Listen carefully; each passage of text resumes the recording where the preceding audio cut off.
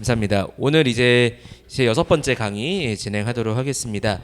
그래서 저희가 이제 지난 시간까지 에스겔이 행동 예언 그 1번부터 4번까지 해서 처음에 이제 에스겔에게 주어진 예언은 그 남쪽으로 북쪽으로 이렇게 누워가면서 이 각각의 멸망에 대해 선포하는 것을 이제 저희가 살펴봤었죠.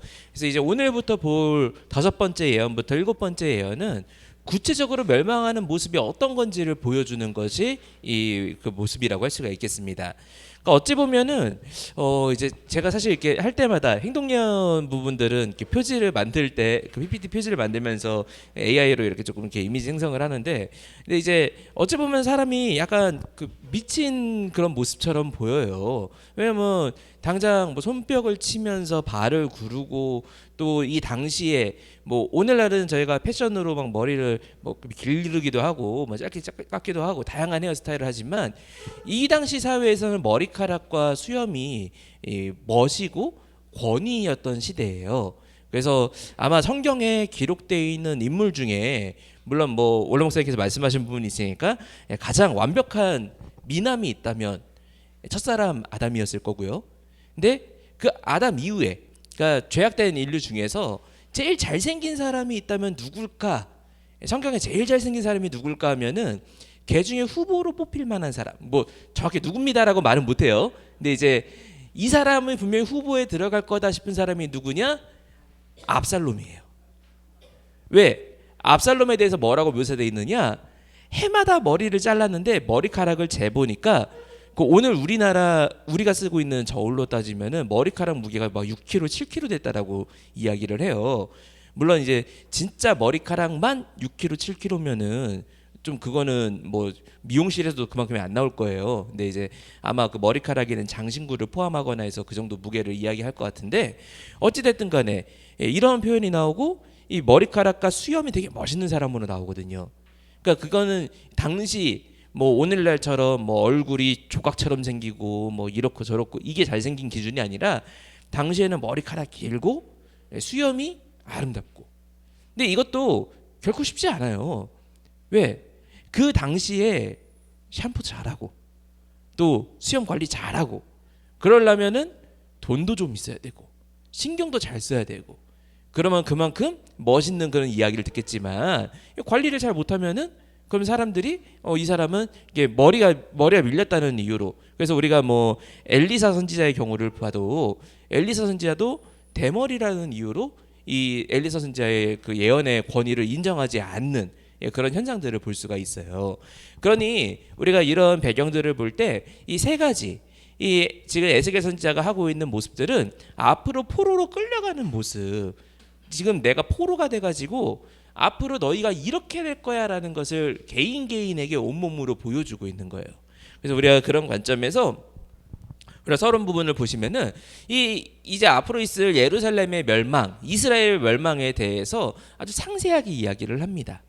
근데 이렇게 보기는 보는데, 아니 세상에 너무 특이하게 하고 있으니까 사람들이 다 쳐다보는데, 그런데 보기는 보지만 그게 무슨 의미인지를 깨닫지를 못해요. 그러니까 그게 참 어떻게 보면은 정말 안타까운 모습이죠.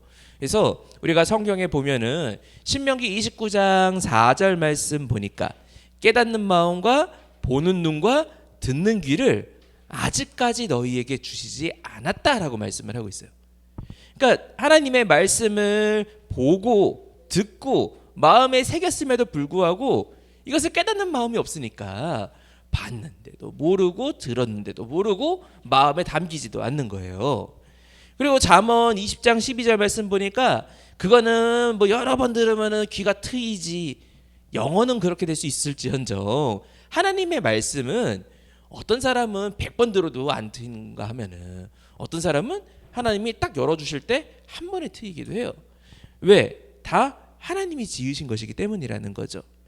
그래서 우리가 예수님께서 이 땅에 오셨을 때 집중적으로 성경에 많이 나오는 사건이 뭐냐? 눈뜨게 하시고 귀머거리들 귀 열어주시고. 근데 예수님이 무슨 의료봉사 오셔가지고 사람들 고치고 다니신 게 아니라는 거죠. 예수님이 보이는 눈, 보이는 귀를 고쳐주심으로써 예수님이 진짜 누구냐? 내가 너희의 영적인 눈, 너희의 영적인 귀, 마음을 해결할 수 있는 자다. 그래서 마태복음 13장 16절 말씀 보니까 너희 눈은 봄으로 너희 귀는 들음으로 복이 있다라고 아주 당당하게 선언을 하고 계신 것을 볼 수가 있겠습니다. 그래서 이 당시 이스라엘 백성들은 에스겔의 행동을 보고 듣고 마음의 생각을 하면서도 깨닫지를 못했어요. 그럼 그게 아무 의미가 없었느냐? 그게 아니라 포로로 잡혀가고 끌려갈 때 그때서야 비로소 생각이 나가지고 회개하게 되고 후에 이스라엘이 포로에서 귀환하게 되는 길이 되게 됩니다. 그리고 그것을 계속해서 되새기고 되새기는 가운데 마침내 예수님이 오셨을 때 이분이 바로 깨닫는 마음 보는 눈 듣는 귀를 주시는 분이구나 라는 것을 붙잡아가지고 우리가 예수 그리스도로 말미암아 새 사람이 될 수 있게 하시는 것이 하나님의 구속사상에 있었던 계획이었죠. 그래서 제가 이런 서론을 보면서 이제 오늘 있는 이 5번째부터 6번째, 7번째 행동 예언들을 살펴보도록 하겠습니다. 자, 우리가 먼저 첫 번째로 부정한 떡을 먹어라. 자, 이 부정한 떡을 먹어라 이것은 에스겔이 이제 들어 누워서 예언을 시작할 때 이때 주셨던 말씀이 이 부정한 떡을 먹어라라는 말씀을 주시게 됩니다. 구체적으로 어떤 말씀이냐? 자, 우리가 먼저 이 개요를 보니까 6가지 곡식을 섞어서 떡을 만들어 갖고 390일간 먹으라. 그러니까 우리가 이 390일과 40일의 기간이 각각 어떤 기간이었는지를 살펴보았죠. 그러니까 이 390일만 먹으라는 건 아니고 사실은 이 누워 있는 기간이 2가지로 나뉘기 때문에 앞부분에 이제 기록이 된 거예요. 그러니까 뒷부분은 뭐 40일은 안 먹어도 된다 이게 아니라 40일은 기록이 생략돼 있는 것이라고 보는 것이 이제 합당한 표현이 되겠습니다. 그러니 에스겔이 이제 북쪽으로 390일 누워 있고 또 남쪽으로 이렇게 40일 누워 있고 이 누워 있는 기간 동안에 계속해 가지고 이 먹는 그 음식이 이 6가지 곡식을 섞어 가지고 부정한 떡을 만들어서 먹으라고 말씀하시는 걸 볼 수가 있습니다. 자, 우리가 에스겔 4장 16절 말씀 보니까 이제 이 말씀의 의미는 뭐냐? 우리는 뭐 밀과 보리와 콩과 팥과 조와 귀리를 가져다가 먹을 것을 갖다가 떡을 만들어서 먹어라. 야, 이거 떡 아주 그냥 이것저것 섞어 갖고 맛있겠네. 그런 의미가 절대 아니고요. 한국에서도 옛날에 돈 있는 사람들은 밥 먹을 때 뭘로 밥 지어 먹었어요? 백미, 쌀 가지고 먹었어요. 물론 뭐 이제 젊은 세대들은 보리밥 이런 거 하는 집 가면은 보리밥을 되게 자주 안 먹으니까 구수하고 나름대로 맛있어가지고 소화 잘 된다고 좋아하기는 해요. 그런데 저도 이제 막 어르신들 가끔 보면은 보리밥, 난 보리밥 꼴도 보기 싫다고 안 드시는 분들도 계시거든요. 왜? 사실 보리밥을 먹었던 것이 진짜 뭐 영양적으로 좋거나 그런 게 아니라 정말 쌀이 없어가지고 어쩔 수 없이 먹는 것이 보리였어요. 근데 이스라엘도 마찬가지로 밀과 보리, 물론 여기서도 밀이 훨씬 좋은 그 음식 재료고 보리는 다음 가는 거예요. 그런데 콩과 팥과 조와 귀리는 이거는 도저히 이 레벨에 끼지도 못하는, 그러니까 오늘날처럼 잡곡밥 만드는 그런 것이 아니라는 거죠. 이거는 진짜 평소에는 안 먹는 거예요. 특히나 이 팥 같은 경우 요즘에는 그래도 약간 K푸드 해가지고 한국 요리들이 여기 세계적에 이렇게 나가면서 팥으로 뭐 팥빙수 이런 거 이제 해외에도 많이 이게 진출하고 하더라고요. 그런데 기본적으로 서양인들 인식은 팥은 사료예요, 사료. 동물을 먹는 거예요. 사람이 먹는 콩이 아니에요, 팥은. 근데 이제 팥을 사람이 먹는 나라가 한국이나 일본, 중국은 이제 팥을 우리는 그냥 먹잖아요. 근데 이제 그 품종이 좀 다르기도 하고 서양에 있는 품종의 팥은 우리처럼 달지도 않아요. 약간 퍽퍽하고 느끼하고 쓰고 막 이런 맛이라 맛대가리 하나 없는 건데 곡식들한테 가축들한테 사료로 주는 곡식이에요. 그러니 여기 말하고 있는 콩, 팥, 조, 귀리 번역을 너무 좋은 걸로 번역을 해줬지만 사실 전부 다 가축 먹는 그런 잡곡들을 이야기를 합니다. 그러니까 밀과 보리는 좋은 곡식이지만 나머지는 어찌됐든 먹긴 먹어야 되니까, 먹고 살아야 되니까 양 불리려고 아마 에스겔이 조선시대에 살았으면은 너는 소나무 껍질을 벗겨 먹어라 뭐 이렇게 말씀하셨을 거예요. 그런 의미가 이 6가지 곡식을 혼잡한 것이라고 할 수가 있겠습니다. 또 한 가지로 이스라엘에게 있어서 이 6가지 곡식을 섞으라는 말이 또 이해하기가 너무 힘들고 괴로운 것이 6가지 곡식을 섞으면은 혼잡이 되죠. 예, 오늘날은 뭐 커피를 먹어도 커피만 안 먹고 우유도 넣고 프림도 넣고 이렇게 뭐 넣어가지고 먹잖아요. 예, 그러나 분명히 율법에서 말씀하고 있는 것은 재료를 섞지 말래요. 제가 입고 있는 옷도 이거 그냥 면만 있는 게 아니라 거기에 사실 그 남자들 정장 살 때 스판 있냐 없냐 저는 그거 꼭 보고 사거든요. 이게 있고 없고에 따라서 정말 이게 편한 게 다르더라고요. 근데 그렇게 다 혼방 옷을 많이 입잖아요. 그러나 이스라엘은 당시에 이것을 이 옷을 갖다가 두 종류의 천을 섞어 짜도 안 돼요. 그 정도로 하나님이 철저하게 혼잡을 금지하셨는데 이거 2가지도 아니고 6가지를 섞어 먹어라. 율법적으로도 옳지 않은 음식이에요.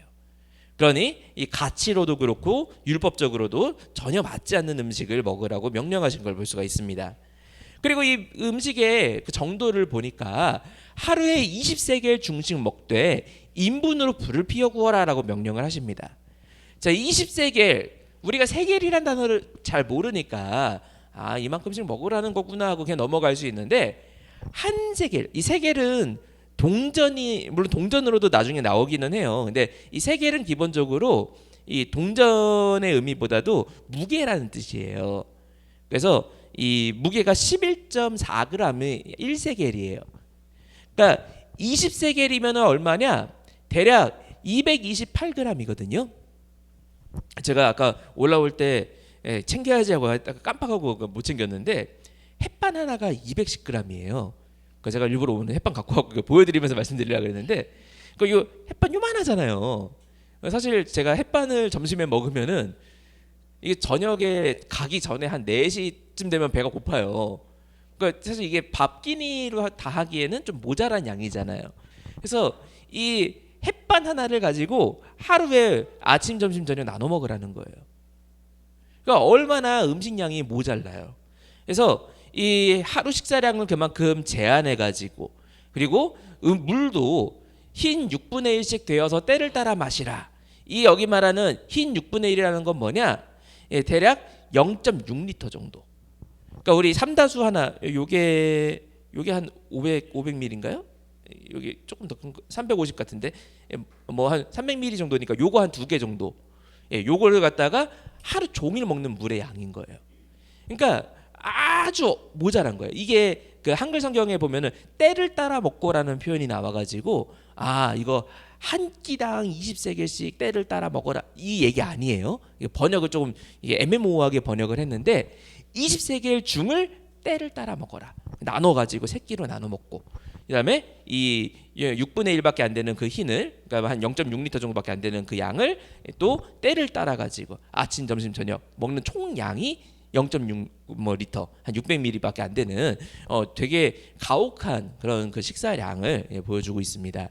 그래서 이렇게 말씀하신 것은 또 거기다 이 12절 말씀 보니까 너는 그것을 보리떡처럼 만들어 먹되 이거 그냥 한국어로 번역하면은 너무 좀 쌍스럽지만 이해를 위해서 사실 제일 찰떡 같은 표현이라 너는 그것을 개밥처럼 만들어 먹되 이 말이에요. 그냥 진짜 뭐 막 맛있게 이거 가지고 그래도 막 무슨 셰프 나와가지고 막 어떻게든 맛있게 만드는 게 아니라 그냥 있는 대로 대충 넣고 눈대중으로 그냥 대충 굽고 이게 다 익었는지 덜 익었는지 일단 대충 먹을 수만 있으면 그냥 먹어라 이 얘기예요.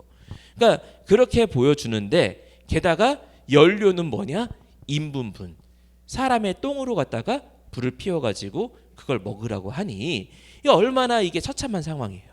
근데 이걸 뭘 보여주느냐? 이제 전쟁이 나면은 먹을 것이 너무 없고 마실 것도 없어서 그것을 요만큼밖에 한 줌밖에 안 되는 것을 나눠 먹고 그것을 갖다가 연료도 없으니까 어쩔 수 없이 인분까지 태워 먹는 그런 처참한 멸망의 모습 그리고 그 이스라엘의 부정한 상태를 보여주는 것이 이 행동명령의 내용이 되겠습니다. 그래서 우리가 이제 두 번째 내용을 보니까 자, 이 말씀을 들었을 때 에스겔의 심정이 어땠는지 성경은 에스겔이 그 말씀하시니까 예 알겠습니다 하고 바로 순종했다라고 하지 않아요. 에스겔도 우리와 성정이 같은 사람입니다. 그러니 에스겔의 심령은 너무너무 괴로운 거예요. 밥을 덜 먹을 수 있고 물 덜 마실 수 있는데 인분으로 구워 먹으라고 하니 이거는 이게 정말 그 더러운 것도 더러운 거지만 율법에서는 우리 원로 목사님도 계속 뭐 여주 갈 때나 이럴 때 말씀하시잖아요. 많이 그 인용해서 말씀하시잖아요. 광야에서조차 이스라엘 백성들은 화장실 가려면은 전부 삽 들고 가가지고 파서 냄새가 나지 않게 덮는 것을 배워왔어요. 근데 그런 사람들에게 이 율법에서 극히 부정한 것으로 규정하고 있는 이 인분으로 갖다가 이것을 불에 붙여가지고 구워서 먹으라고 하니까 이거는 부정의 극치예요. 그러니까 그냥 단순히 더럽다의 문제가 아니에요. 이게 오늘날도 뭐 우리나라 조선시대 때 일제 강점기 때 뭐 사람들에게 더러운 일을 시키는 거는 그래도 해요. 할 수 있어요. 근데 더러운 게 아니라 창씨 계명을 한다든지 단발령을 내린다든지 하면은 사람들이 목숨 걸고 저항을 했었어요. 오늘날 이슬람 사람들에게도 뭐 환경이 더럽거나 뭐 이런 거는 그 사람들 다 그냥 감내하고 잘 지켜요. 그런데 이슬람 율법에 어긋나는 거 먹으라 그러면은 목숨 걸고 저항을 해요. 그러니까 지금 이 선지자에게도 그동안 지켜오고 그렇게 살아왔던 율법에 저촉되는 음식을 먹으라고 하나님이 명령을 하시는 거예요. 자, 그래서 이 에스겔에게 아주 큰 괴로움이 옵니다. 사실 그 율법은 누가 정하신 거예요? 하나님이 정하셨죠. 그러니 하나님이 먹으라라고 했을 때는 율법에 어긋나는데 하나님이 먹으라라고 하셨을 때는 먹으면 돼요. 한마디로 율법이 사람을 이게 죄에 묶어 놓는 것이 그 율법이 사람을 갖다가 죽이려고 만든 것이 아니라 하나님의 말씀이 율법을 통해서 죄를 드러나게 하고 말씀에 순종할 때 율법의 그 억제에서 해방되는 것을 알 수 있거든요. 근데 아직 그런 신약의 말씀들이 선포되기 전이에요. 그러니 에스겔이 그 인식에 한계가 있었어요.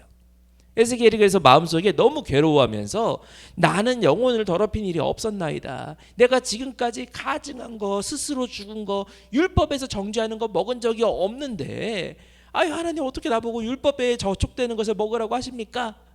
이게 에스겔의 솔직한 심령이었어요. 근데 우리가 예수님께서 말씀하신 걸 봐도 마태복음 15장 16절부터 20절까지 말씀 볼 때 저희가 만약에 진짜 율법에 정죄하고 있는 거 지금도 먹으면 안 된다? 저희 선지국도 못 먹고 돼지고기 삼겹살 이런 거 전혀 못 먹고 뭐 율법에 저촉되는 거 빼놓고 먹으려고 그러면 먹을 수 있는 게 반 이상이 없어질 거예요. 그러니 근데 예수님께서 뭐라고 하셨느냐? 야, 입으로 들어가는 모든 것은 다 배로 들어가고 뒤로 내어버려지는 건데 입에서 나오는 것들은 이 사람의 마음속에 나오는 거라 이게 진짜 사람을 더럽게 하는 거다. 먹는 게 더럽게 하는 게 아니라 입에서 나오는 것이 더럽게 하는 거다라는 것을 말씀을 하시면서 사람의 진짜 더러워지는 죄가 되는 것이 무엇인지를 가르쳐 주셨습니다. 근데 어찌됐든 이 말씀이 선포되기 전인지라 에스겔이 여기에 극한의 괴로움을 느끼고 있었어요. 근데 이때 하나님이 야 틀렸어 너 그래도 먹어 임마 이게 아니라 아직 하나님도 율법에서 해방되는 말씀을 선포하시기 전이에요. 그래서 15절 말씀 보면은 여호와께서 내게 이르시되 쇠똥으로 인분을 대신하기를 허하노니 그것으로 떡을 구워라 라고 명령을 하십니다. 그래서 사람의 똥이 아니라 소똥을 가지고서 대신에 이제 불을 피워가지고 먹을 수 있도록 하나님이 길을 열어주시는 걸 볼 수 있어요.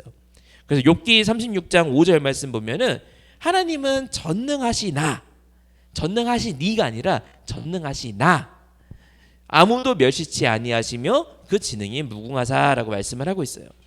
하나님은 전능하신 분이기 때문에 야 그래도 먹어 임마 억지로 말씀하실 수 있어요.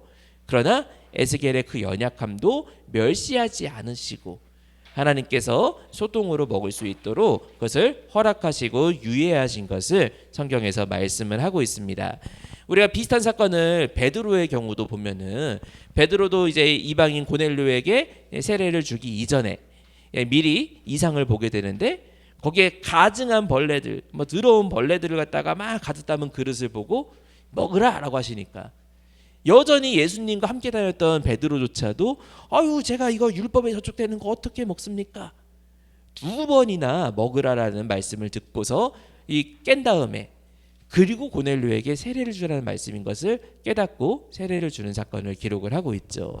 그래서 우리가 이런 내용들을 볼 때 아직 율법에 갇혀 있는 에스겔에게 있어서 굉장히 괴로운 그런 그 말씀이었구나. 그리고 그럼에도 불구하고 하나님이 에스겔의 마음을 돌보시면서 행동 예언을 지시하셨구나라는 것을 볼 수 있겠습니다. 그래서 이제 세 번째로 넘어가서 이 죄악의 결과는 뭐냐? 쇠폐함이라고 말씀을 하고 있어요. 그래서 이 16절 17절 말씀에 이 행동 예언의 의미를 말씀하시면서 야, 내가 이제 예루살렘에 의뢰하는 양식을 끊어버릴 거다. 그래서 백성들이 음식을 이렇게 너처럼 행동 예언처럼 막 달아먹고 줄여먹고 하다가 결국에는 쇠폐하게 된다라고 말씀을 하고 있습니다. 자, 여기 지금 의뢰하는 양식이라고 표현이 되어 있는데 이 성지순례를 가보시면은 엄청나게 큰 아마 한 제 생각에는 저희 제2교육관 하나가 거의 들어갈 것 같아요. 그 정도 되는 지하 그 큰 공간을 갖다가 마을마다 만들어 놉니다. 그거는 뭐냐? 전부 거기다가 이 쌀, 곡식들 그걸 저장하는 곳, 그리고 물 저장하는 곳, 이게 크게 그 두 가지를 갖다가 마을마다 만들어 놔요. 왜? 저번에도 저희 공부할 때 봤었지만 당시에 전쟁이 나면은 뭐 성벽 위에 막 올라가고 이런 기술이 아직 있기 전이니까 이제 막 개발되기 시작할 때니까 그래서 성벽을 에워싸고 상대방이 굶어 죽나 아니면은 뭐 밖에 있는 사람들이 식량이 떨어지나 결국 식량과 물싸움이었거든요. 그러니까 이 예루살렘에도 엄청난 식량 저장고가 있고 또 엄청난 물 저장고가 있어요. 그러니 이걸 가지고 의뢰하면서 야, 이 곡식 쌓인 거 봐라. 우리 이거면은 1년 2년 너끈하다. 버틸 수 있다. 이거를 갖다가 완전히 없어지게 하시겠다는 거죠. 그래서 이 경겁 중에라는 표현은 이 걱정과 근심, 아주 죽음의 공포 이거 다 떨어지면 이제 굶어 죽는 거예요.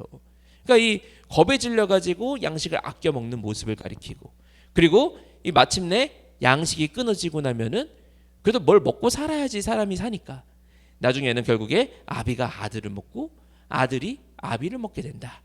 이 성경에 나와 있는 신명기의 저주가 그대로 실현이 되게 됩니다. 그리고 이 신명기에 나와 있는 언약적인 저주, 하나님의 말씀에 순종하지 않으면은 이런 저주를 받고 저런 저주를 받고 막 이 저주들이 나열돼 있는데 그 저주에서 뒤에서 두 번째 점점점 저주의 수위가 올라가다가 맨 뒤에서 두 번째가 그 성 안에서 자기 자식을 삶아먹는 일이 있다. 그리고 마지막 저주는 뭐냐? 말을 알지 못하는 곳으로 끌려간다예요. 그래서 이 말씀에 순종하지 않고 회개하지 않았을 때 언약적인 저주가 하나씩 계속해서 실현되어 가는 것을 보여주고 있습니다. 그래서 시편 7편 12절이나 또 역대하 7장 14절 말씀 볼 때 하나님이 원하시는 것은 죄 져가지고 열받아서 그냥 확 하고 이게 속풀이 하시는 게 아니라 이런 징계를 통해서 하나님 말씀이 그대로 이루어지는구나라는 것을 깨닫고 회개하고 원위치로 돌아오기를. 그래서 역대하 7장 14절에서도 이 백성이 정말 죄를 깨닫고 악한 길에서 떠나가지고 겸비하며 기도하면은 그 땅을 고치시겠다라고 하시는 하나님의 약속을 우리가 다시 되새겨야 되는 것을 볼 수가 있겠습니다. 그래서 우리가 이런 이제 다섯 번째 예언까지 봤고요. 자, 그다음 나오는 이제 여섯 번째 행동 예언을 저희가 또 넘어가서 보면요. 자, 머리털과 수염을 깎아라라고 뭐 시기가 정확히 기록은 되어 있지 않지만 에스겔에게 이 말씀을 주시는 걸 볼 수가 있습니다. 자, 우리가 첫 번째 이제 행동 예언의 개요를 보면요. 자, 이제 머리털과 수염을 깎아서 저울에 달아가지고 나눠놔라. 3분의 1, 3분의 1, 3분의 1이랑 좀 남아있는 부스러기들 이렇게 네 가지 그룹이 나오는 것을 볼 수가 있어요. 그래서 이 머리털을 갖다가 빡빡 믿는 것도 참 그 너무너무 부끄러운 일인데 당시 생각에서는. 근데 이런 상황에서 그 남아놓은 머리털 3분의 1은 그것을 갖다가 불살라 버리래요. 성읍 안에서. 그리고 또 나머지 3분의 1은 성읍 사방에서 머리카락을 칼로 치래요. 그러니까 머리카락 휙 던지고 칼로 막 이렇게 혼자 허공에 칼질하는 거예요. 그리고 머리털 나머지 3분의 1은 바람에다가 훅 불어가지고 다 흩어버리래요. 그리고 나머지 남아있는 한 터럭, 그거 이 남아있는 부스러기들을 딱 모아가지고 옷자락에 싸놓다가 그 중에 일부를 떼갖고 불에 태우라라고 말씀을 하고 있는 것을 성경에서 볼 수가 있습니다. 자, 그럼 우리가 이 예언의 의미가 뭐냐? 자, 먼저 이 머리털과 수염을 깎는다. 뭐 당연히 오늘날의 의미와는 다르죠. 이 머리털과 수염은 아까도 말씀드렸던 것처럼 당시 문화 배경으로는 이 사람의 권세와 아름다움이에요. 근데 에스겔에게 있어서의 머리털과 수염은 에스겔의 동족인 유다 백성을 의미를 합니다. 사실 그렇잖아요. 어떤 학교에 유명한 교수가 있다면 그 교수의 자랑은 뭐냐? 그 교수가 쓴 논문이나 그 교수가 배출한 학생들이 그 교수의 성적표예요. 어떤 선생님이 또 학교에 있는데 이 선생님이 참 좋은 선생님이다. 근데 학생들은 하나같이 이상한 결과물이 나왔다. 좋은 선생님이 될 수가 없죠. 그 학생들이 이 선생님의 성적표예요. 마찬가지로 에스겔에게 있어서 머리털과 수염같이 가장 아름답고 존귀하고 성적표가 되는 것은 뭐냐? 바로 유다 백성들이에요. 근데 그것을 갖다가 칼로 쳐가지고 공격을 한다. 이거는 이 날카로운 칼로 다 깎아버리는 거, 선지자에게 다 뽑아내는 거잖아요. 이게 바로 바벨론을 의미를 한다고 할 수가 있겠습니다. 근데 이 말씀이 에스겔에게 참으로 가혹했던 것은 머리털과 수염을 깎는 것은 제사장이 하면 안 되는 일이에요. 그러니까 제사장은 머리를 깎지 않고 쭉 길러야 되고 수염도 길러야 돼요. 왜냐하면 제사장이 이 당시에 머리털과 수염이 이게 권위의 상징인데 제사장이 수염이 없으면은 하나님께 예배 드리면서도 사람들이 야, 저거 예배 받아치는 거 맞나? 막 이러면서 조롱하거나 이상하게 그것을 시험될 수 있기 때문에 하나님께서 제사장에게는 머리털과 수염을 기르라고 말씀을 하셨어요. 그런데 반대로 그것을 깎아버린다. 이거는 도저히 이 에스겔에게, 특히나 이 제사장 가문 출신인 에스겔에게 있어서는 너무 가혹한 말씀이었죠. 그러나 우리가 여기서 봐야 될 것은 하나님의 말씀을 따라가야 되느냐, 아니면은 그동안 지켜왔던 관념과 사람들의 말, 사람들의 시선을 생각해야 되느냐. 당연히 우리가 따라야 되는 것은 하나님의 말씀만이죠. 그래서 이 에스겔이 이 말씀에 순종해가지고 머리털과 수염을 깎게 됩니다. 그리고 이제 이것을 저울에 달라라고 말씀을 하고 있어요. 다 깎은 걸 모아갖고 3분의 1, 3분의 1, 3분의 1 이렇게 딱 달아놓으래요. 그래서 이 저울에 다는 거, 저울에 다는데 정확하게 3분의 1, 3분의 1, 3분의 1 이렇게 하잖아요. 이 정확하게 다는 것은 바로 하나님께서 이 예비하신 대로 정확한 인원들을 올리는 행위를 가리킵니다.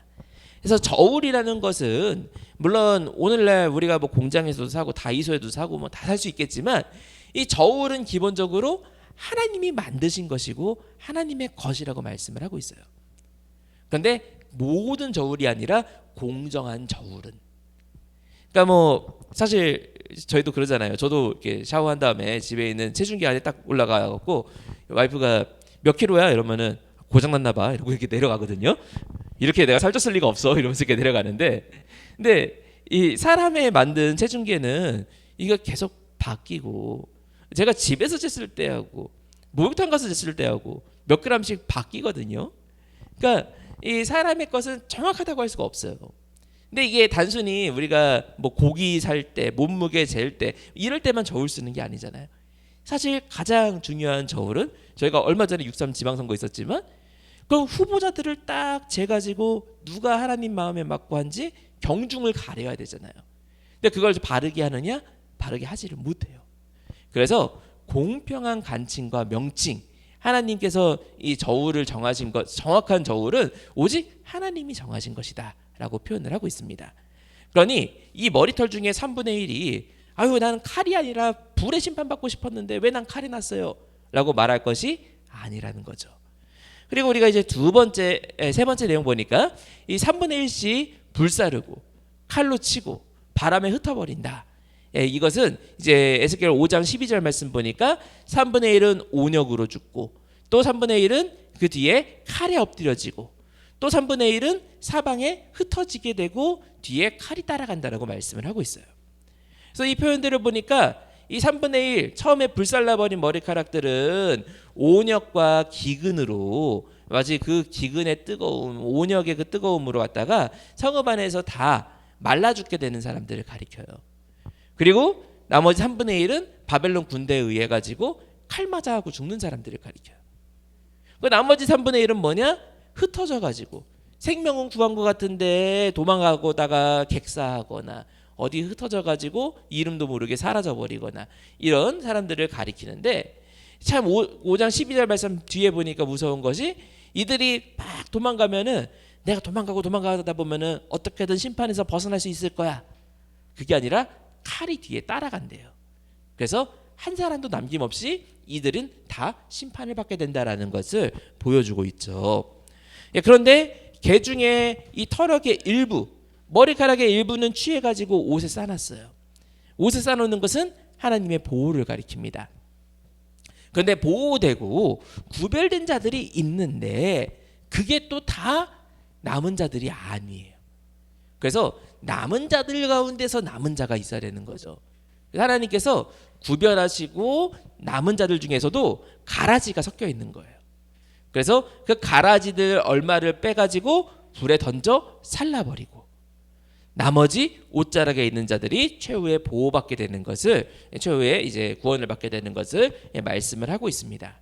그러니 우리가 나 구별됐구나 하면은 나 이제 구원이다 하고 끝났다가 아니라 끝까지 순종하고 우리가 가라지가 되지 않도록 최선을 다해야 되는구나 라는 것을 볼 수가 있죠. 그래서 우리가 이제 두 가지 이 예언의 의미를 살펴봤고요. 자, 그러면은 그 뒤에 있는 마지막 7번째, 손뼉을 치고 발을 굴러라 라는 말씀까지 살펴보고 제가 결론 맺도록 하겠습니다. 자, 이 손뼉을 치고 발을 굴러라, 자, 이 말씀은 이 행동 예언의 그 모습을 보니까 뭐 손으로는 손뼉을 치고 또 발로는 발을 막 동동동동 구르면서 막 이야기를 하는 거예요. 근데 이제 뭐 사실 이게 박수를 막 이렇게 짝짝짝 치라는 얘기 아니라, 저희들 너무 기가 막히고 황당할 때 아이고 하잖아요. 이게 아이고 하는 그 박수를 가리키는 거예요. 그리고 발도 누가 이렇게 서가지고 차렷하고 아이고 하는 사람 어디 있어요? 그냥 있는 대로 아이고 뭐 발도 안절부절 못하고 막 계속 이 모습을 갖다가 에스겔에게 명령을 하고 있습니다. 그래서 우리가 이 명령이 어떤 의미를 가지고 있느냐? 자, 손뼉을 치는 것은 하나님의 분노를 나타낼 때 이 표현이 사용이 됩니다. 그리고 이 여기에 한글 성경에는 번역이 오호라라고 되어 있는데, 오호라 하면서 손뼉을 치라라고 되어 있는데, 이 오호라가 히브리어로 보면 아예요. 그러니까 하면서 이렇게 손뼉을 치라는 거예요. 그러니까 이거를 한국어로 번역하면은 사실 오호라보다 아이고가 좀 맞아요. 이게 오호라는 좀 옛날 표현이잖아요. 그래서 뭐 한글 개역 한글 성경이 1964년까지 번역이 되다 보니까 좀 그런 그 표현들에 좀 옛날 표현들이 많이 있는데, 현대 우리식으로 이야기하면 아이고라는 표현이 맞을 것 같습니다. 그래서 아이고 하면서 애통하다, 어찌 이런 일이 있느냐 하면서 이 하나님의 분노에 대한 이 참혹함을 표현하는 것이 손뼉을 치는 것의 의미라고 할 수가 있겠습니다. 그래서 에스겔 21장 14절에서도 또 17절에서도 손뼉을 치면서 칼로 갖다가 쳐라 이런 표현을 하는데, 이것도 막 박수 치면서 칼로 치는 게 아니라 이게 칼을 치면서도 너무 애통스러워하는 아이고 하면서 칼로 치는 것을 갖다가 이런 표현으로 나타내고 있는 걸 볼 수가 있고, 또 에스겔 22장 13절에서도 이 에스겔이 이 손뼉을 쳤다라는 표현이 계속해서 이런 애통의 의미로 나타나 있는 것을 볼 수가 있습니다. 그리고 우리가 이 뒤에 있는 두 번째 이 발을 구르는 것의 의미는 뭐냐? 이 발을 구르는 것은 단순히 그냥 이게 왔다 갔다 정도가 아니라 아주 그냥 쾅쾅 소리 나게. 그래서 처참하게 멸망이 돼가지고 우리도 그냥 뭐 어지간히 좀 안타까우면은 아이고 이거 어떻게 이 정도지만, 완전히 이거 뭐 생각도 못할 만큼 망했어요. 그러면 아이고 하면서 막 이게 몸이 그냥 가만히 있지를 못하거든요. 그 모습을 에스겔에게 온몸으로 나타내라고 표현을 하고 있습니다. 그래서 이 발을 구르면서 이렇게 처참하게 보여주는 거. 그래서 이 이스라엘에서는 특히나 발을 구르는 것이 일반적인 경우에는 나타나지를 않아요. 왜? 우리나라는 저번에도 제가 설명 한번 드렸지만 습한 나라니까 발을 굴러도 그냥 조금 뭐 이렇게 뭐 먼지가 살짝 날랑말랑하지 뭐 그렇게 막 먼지 막 날리거나 하진 않아요. 근데 이스라엘은 거의 습도가 0에 가까운 나라다 보니까 아이고 아이고 발 쾅쾅쾅 하면은 그냥 뭉개. 그러니까 아주 처참한 모습을 표현하는 거죠. 자, 그럼 이런 이 두 가지 의미를 보면서 하나님께서 이걸 통해 어떠한 모습을 예언하시느냐. 자, 우리가 에스겔 6장 12절부터 14절까지 그 뒤에 있는 말씀들을 더 살펴보니까 이렇게 아이고 하는 그 모습이 실현되고 나면은 살육당한 시체가 우상 사이에 제단 사방에 고개 꼭대기 푸른 나무 상수리나무 곳곳마다 다 시체가 널려 있게 된 것을 보게 될 것이다. 그래서 온 광야에서부터 디블라까지가 다 황무하게 된다라고 말씀을 하고 있어요. 근데 여기 되게 독특한 표현이 광야에서 디블라까지라고 되어 있어요. 예를 들어서 한국을 가리킬 때 우리나라 영토 전체를 남한부터 북한까지 다 가리킬 때 우리가 흔히 쓰는 표현이 백두에서 한라까지라고 쓰죠. 뭐 실제로는 백두산보다 조금 더 위에 더 한국 영토 있어요. 그리고 한라산보다 아래도 제주도 일부가 있고 마라도가 있어요. 그러니까 사실 이게 완벽하게 지리적으로 맞는 표현은 아니지만 각 거기에 사람들이 사는 곳 혹은 사람들이 많이 가는 곳을 기준으로 이렇게 표현을 하죠. 그래서 어지간한 나라들마다 뭐 위아래로 그래서 제가 멕시코 갔을 때도 여기에 백두부터 한라까지를 갖다가 멕시코 버전으로 표현하면 뭐가 되냐 하니까 어디서부터 어디까지라고 이렇게 무슨 리오 뭐 리브레 강인가 뭐 무슨 강부터 어느 산맥까지 이렇게 이야기를 하더라고요. 그래서 AI에서 그렇게 번역을 해주길래 그래서 이렇게 설교하다가 그 표현을 쓰니까 사람들이 막 박수를 치는 거예요. 자기들이 쓰는 표현이라고. 그래서 또 그 같은 내용을 인도네시아에서 할 일이 있어갖고 인도네시아에서 그걸 해보니까 또 요 나라는 남북이 아니라 동서로 표현하더라고요. 그래서 동쪽에 어디부터 서쪽에 어디까지라면 또 다 알아듣는다 했고 써보니까 또 다 알아들어요. 그러니까 유대인들도 항상 쓰는 표현은 위에부터 아래까지 이게 단부터 브엘세바까지라는 표현이에요. 왜냐하면은 이스라엘 영토에서 가장 북쪽이 단이고 그리고 가장 남쪽이 브엘세바예요. 브엘세바는 특히나 브엘세바 아래로는 도시들이 있기는 있는데 그 도시가 사람 사는 도시가 아니라 유목민들이 잠깐 멈추는 도시들이에요. 그러니까 무슨 말이냐? 이 브엘세바 아래로 내려가면은 강우량이 0으로 떨어지게 돼요. 그러니까 사람이 생존이 불가능한 지역이 됩니다. 그래서 이 브엘세바까지라는 게 남쪽 끝을 가리키는 표현이에요. 근데 지금 여기서는 그 두 단어가 다 안 들어가고 광야에서 디블라까지. 광야는 이 뭐 거칠은 광야 이게 아니라 유대 광야를 가리키는 표현이에요. 예루살렘이는 유대 광야, 브엘세바까지 다 포함되어 있는 이 광야부터 저 위쪽에 있는 디블라, 림나라는 도시인데 단보다 좀 더 위쪽에 있어요. 그래서 이 리블라 도시까지, 디블라 도시까지 여기까지 다 처량하고 황무하게 된다. 근데 왜 늘 쓰는 단부터 브엘세바까지라고 안 쓰고 이렇게 표현을 바꿔놨느냐? 왜냐면 이제 이 표현은 브엘세바도 없고 단도 없어요. 아니 유대가 다스리고 있고 이스라엘이 다스려야 거기가 단이고 브엘세바라고 부르지. 지배를 받고 멸망한 사람들에게는 그냥 부르는 게 이름이에요.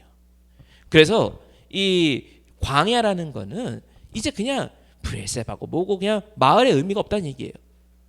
그리고 여기에 디블라라고 표현된 것은 느부갓네살이 진쳤던 곳이 디블라예요. 그래서 이 느부갓네살이 진쳤던 곳까지 전체가 다 황무지가 될 것이다 라고 예언을 하고 있는 걸 볼 수가 있습니다. 그리고 그 심판의 도구가 14절 말씀 보니까 내가 내 손을 펴가지고 그들 위에 펴서 황무하게 만들겠다. 근데 이게 손이라고 돼 있지만 제가 앞에도 한번 말씀드렸던 것 같은데 히브리어는 다 이런 신체 가지고 표현을 많이 하거든요. 하나님이 분하셨다, 노하셨다. 그러면 원문으로 보면은 하나님의 코가 붉어지셨다 이렇게 돼 있어요. 그걸 우리가 번역할 때는 코가 붉어지다 하면은 그걸 그냥 바로 번역할 때 분노하다 이렇게 번역을 하죠. 근데 마찬가지로 하나님의 손을 위에 편다. 근데 손이란 단어가 히브리에서 이 야드란 단어인데 야드가 손이라는 의미도 있지만 권능이라는 의미도 있어요. 우리도 그러잖아요. 야, 그 사람이 손 썼어. 그 사람이 그 방법에 대해서 되게 손 썼어. 뭐 이렇게 이야기할 때 그게 진짜 이 보이는 손을 가리키는 게 아니잖아요. 그러니까 여기에 말하고 있는 내가 내 손을 그들 위에 편다. 이건 하나님의 권능을 펴신다는 거예요. 그러니 하나님의 권세로 주시는 심판을 사람이 피할 수가 없다라는 거죠. 그래서 이런 확정적인 심판에 대해서 말씀하시는 내용이 되겠습니다. 그래서 우리가 이제 전체 이 세 가지 행동 예언을 통해 결론을 맺자면요. 이 에스겔 때 남유다의 멸망은 회개하지 않는 자들의 멸망에 대한 최후의 모형이에요. 그래서 이 에스겔 때 남유다가 회개하기만 했으면, 아니 하다못해 요나 선지자를 통해서 저 이스라엘의 원수가 되는 아수르가 회개를 했을 때도 하나님이 심판을 유예하셨거든요. 그러니 남유다가 회개했다면은 정말 멸망을 면할 수 있었을 거예요. 남유다는 어떻게 생각했느냐? 남유다는 내가 지금 하나님을 왜 믿냐라고 이야기한 게 아니에요. 남유다는 내가 하나님 잘 믿고 있는데 무슨 소리냐라고 생각했죠. 그러니까 이게 참 무서운 거예요.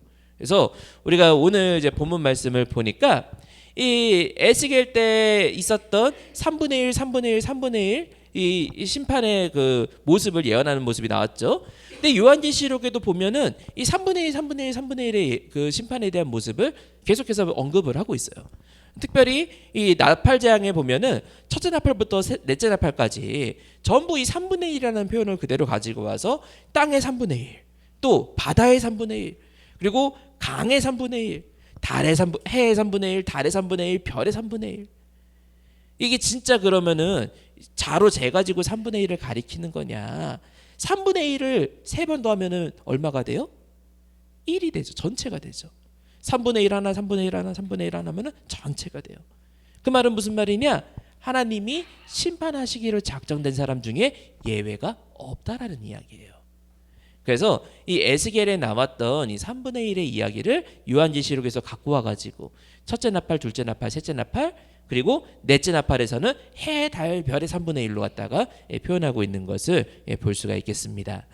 자, 이처럼 하나님께서는 이런 그 철저한 회개를 종용하시기 위해 에스겔을 통해 가지고 먼저 구약 때도 보여주셨고, 그리고 그것이 오늘날 신약 이후에 이제 복음 시대를 살고 있는 저희에게도 표징이 되게끔 하신 것을 볼 수가 있겠습니다.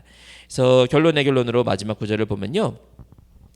자, 우리가 에스겔 그 5장 12절에 나와 있는 3분의 1, 3분의 1, 3분의 1. 이것은 단지 예루살렘 멸망만을 가리키는 것이 아니라 이 계시록에 나와 있는 종말적인 그 재앙을 이해하는 모형이 됩니다. 그리고 이 당시에 밥을 이렇게 나눠 먹고 식량을 나눠 먹고 하는 거, 이것도 오늘날 우리에게 주시는 표징을 보여주고 있어요. 근데 진짜 참 이런 그 식량이 모자란 거, 오늘날은 저희가 너무 풍족한 시대에 사니까 상상하기 힘들잖아요. 그런데 보면은 맞더라고요. 그래서 그 농담 반 진담 반으로 이야기하는 것 중에 하나가, 신학교에서 그런 설교학 시간에 그런 이야기를 해요. 여러분들이 목회 사역을 하다 보면은 언젠가 분명히 고갈이 온다. 영적인 고갈이 온다. 그때 재충전이 필요하다. 근데 만약에 그럴 때 설교할 게 진짜 안 떠오르고 이게 뭔가 진짜 주시는 게 없을 때 그래도 그 줄을 버텨야 되잖아요. 그러니까 그때 주는 팁이라고 하면서 교수가 얘기해 줬던 게 뭐냐? 그때 시리즈 설교를 하래요. 그래서 뭐 무슨 시리즈 1, 무슨 시리즈 2, 무슨 시리즈 3, 4, 5 이렇게 해갖고 뭐 한 달은 버틴다. 뭐 이런 이야기를 했었거든요. 근데 참 저희가 예전에 이제 뭐 이렇게 교회 이런 상황 되기 전에를 생각해봐도 뭐 사실 이 책이 나오기 전에 책에 대한 설교를 먼저 하는 것도 그것은 정말 잘못된 일이었고, 이제는 참 그런 일이 없도록 이제 저희가 더 해야 되겠지만, 그 당시에 보면은 특히 이제 11권 학원 때가 제일 좀 심각했던 것 같아요. 목요 예배에 열심히 나오셨던 분들은 아마 기억하시겠지만, 사실 저도 개인적으로 뭐 지금 와서 솔직하게 말씀드리면 목요 예배 당시에 반쯤은 이렇게 정신을 놓고 있었던 것 같아요. 왜냐면은 문 1, 문 2번, 문 3번, 문 4번, 문 5번에서 성문, 뭐 양문, 어문, 무슨 문은 그래도 좋아요. 그 내용들이 좀 다르게 나오니까.